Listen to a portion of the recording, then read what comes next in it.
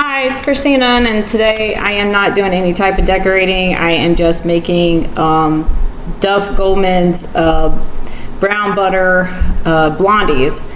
My husband asked me for these, so I had to make it for him, which I did offer to make him his sweets. So everything in this recipe that you you probably already have in your house.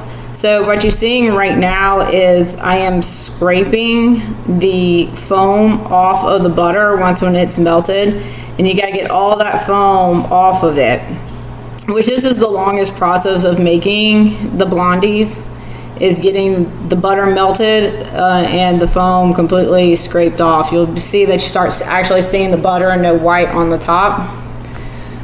And when you have that done, you're going to pour it into a bowl, and we're going to stick it in the freezer. Also, if you don't have unsalted butter and you only have salted butter, that's fine. Just don't add any more salt to your recipe. It'll just be too much because you don't know how much salt was actually added to your salted butter.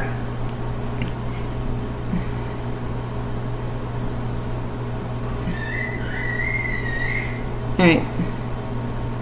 Yep, so just put it in your freezer for a good 25 to 30 minutes. And then once that's done, actually before that's done, we're going to mix together the flour mixture. And I actually made these gluten-free. So I use the King Arthur's gluten-free flour, but if this can be made with regular all-purpose flour or with the gluten-free flour.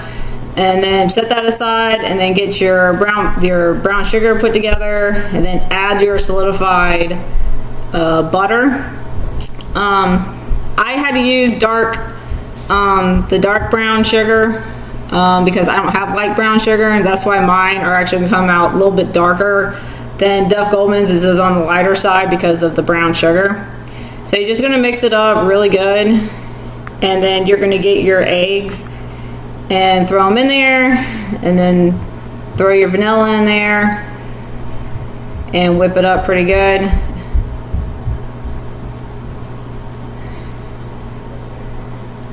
And then once that is nice and creamy, you're going to add your flour mixture into it